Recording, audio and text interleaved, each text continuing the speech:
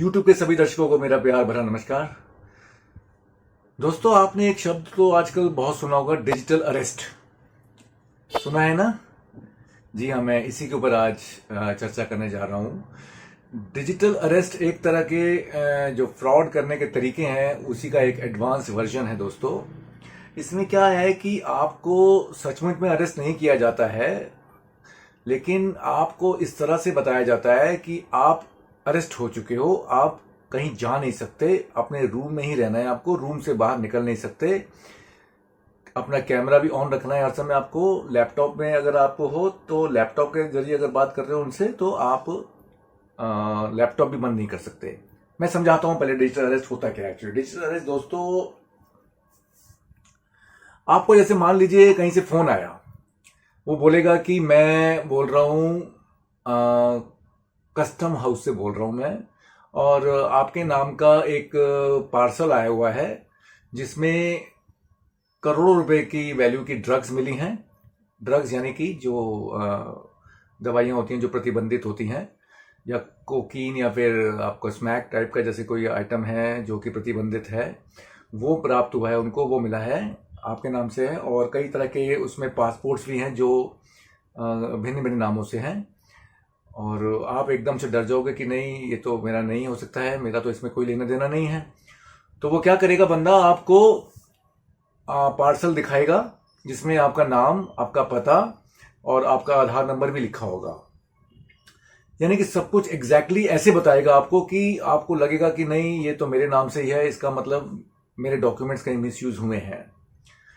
अब वो बंदा आपको बोलेगा, देखिए ये बहुत बड़ा अपराध है, आप ये इन चीज़ों को आपने मंगाया है कहीं से, और ये पैकेट आपके नाम से हमने इसको चेकिंग के दौरान पकड़ा है। अब आप सबसे पहले तो स्काइप ऑन कर लीजिए।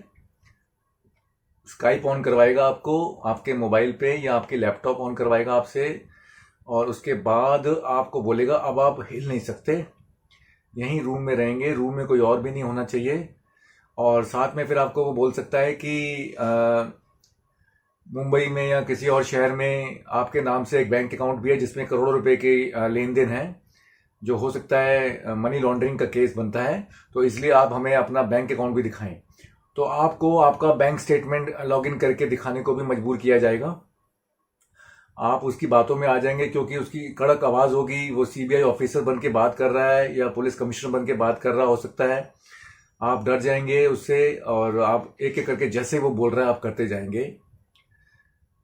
और इसी इसी दौरान वो आपसे बोलेगा कि मुझे अभी, आप इस अरेस्ट से बचना चाहते हैं, अगर आप इस समस्या से बचना चाहते हैं हम आपको बचा सकते हैं। अभी हमारे पास इनिशियली ये केस है, इसको अभी आगे हमने लेकर नहीं गए हैं, ये कल कोई केस प्रेस में भी जा सकता है, प्रेस में गया तो न्यूज़पेपर में आएगा, आपकी बदनामी भी हो सकती है। देखिए, इस सब से बचना चाहते हैं आप तो हमें फला फला रकम हमारे इस अकाउंट में ट्रांसफ़र करें। कोई 2 लाख मांगेगा, कोई 1 लाख मांगेगा, कोई 3 लाख। आपका स्टेटमेंट तो वो देख ही चुका है, अब स्टेटमेंट के हिसाब से आपसे पैसे मांगेगा। फिर वो आपसे क्रेडिट कार्ड्स के बारे में पूछेगा, आपके कितने क्रेडिट कार्ड्स हैं। आप, हो सकता है उसकी जानकारी भी उसको पहले से ले रखा हो उसने कि कितने क्रेडिट कार्ड्स आप यूज़ करते हैं। आपसे उस क्रेडिट कार्ड को भी यूज़ करेगा, उस पर अगर कोई लोन की फैसिलिटी अगर अवेलेबल है, कोई ऑफर है, तो उस ऑफर को भी अवेल करके जैसे लोन आपके बैंक अकाउंट में आएगा तो उसको भी अपने अकाउंट में ट्रांसफर करने को बोल सकता है। तो दोस्तों, ये सारी चीजें इस तरह से है कि वो इस तरह से बोलता चला जाएगा और आप करते चले जाओगे। इसे बोलते हैं डिजिटल अरेस्ट। सरासर पूरी तरह से धमकी है, वो सरासर पूरी तरह से धमकी है। और आप डर क्यों रहे हो? क्यों डर जाते हो आप? जब आपने दोस्तों कुछ किया ही नहीं है, जब आपने कोई ड्रग्स की स्मगलिंग की ही नहीं है, कोई पासपोर्ट के किसी धंधे में संलिप्त आप नहीं है, कुछ किया ही नहीं है, तो डर किस बात का? इसलिए मैं आपको ये राय देना चाहूंगा दोस्तों, सबसे पहले तो किसी भी अनजान नंबर को इतनी आसानी से उठाएं ना। अगर किसी अनजान नंबर से कोई फोन आता है तो उससे उतनी ही बात करें जितनी की आवश्यक है, ज्यादा गहराई में उससे ना उतरें। और उसको, बल्कि जरा भी आपको शक हो जाए, जहां पैसे की लेन देन की बात आ जाए कि इतने पैसे ट्रांसफर करो, इतने पैसे ट्रांसफर करो, आप समझ जाइए, आपके कान इमीडिएटली खड़े हो जाने चाहिए कि यहाँ कुछ ना कुछ घपला है, there is something fishy going on here. आप इमीडिएटली उसकी, चाहे तो अगर हो सकता है, अगर आपके फोन में रिकॉर्डिंग की व्यवस्था हो सकती है तो आप रिकॉर्डिंग करना शुरू कर दें, या किसी और तरीके से आप उसको बातों में उलझाएं, उसकी बातों को माने। और लाइक फंड्स ट्रांसफर ना ही करें तो अच्छा है। फंड्स ट्रांसफर होने के बाद अगर आप जागेंगे तो it will be little troublesome. हालांकि फिर भी रास्ता है, हमारे गवर्नमेंट ऑफ इंडिया ने जैसे हेल्पलाइन नंबर जारी किया है 1930 से आप संपर्क कर सकते हैं और उनको पकड़वा सकते हैं। लेकिन आप जब आपको ये वीडियो दिखाया जा रहा है, आपको बताया जा रहा है, आपको एजुकेट किया जा रहा है, तो फंड ट्रांसफर क्यों करने हैं? उनकी बात सुनिए, उनसे थोड़ा टाइम लीजिए, वक्त लीजिए और आइए एक्शन में तुरंत। फोन कट होते ही तुरंत एक्शन में आइए। उनकी सब डिटेल्स, जो जो जिस नंबर से फोन आया है, जहां जहां से आया है, जहां जहां जो जो नाम बताया उन्होंने, उसको लेके जाइए अपने निकटतम थाने में और वहां पे कंप्लेंट दर्ज कीजिए कि ऐसे ऐसे करके मेरे साथ हुआ है। और ऐसा करेंगे तो, हिम्मत करेंगे तो देखिए उनकी हो सकता है हिम्मत टूट जाए कल को।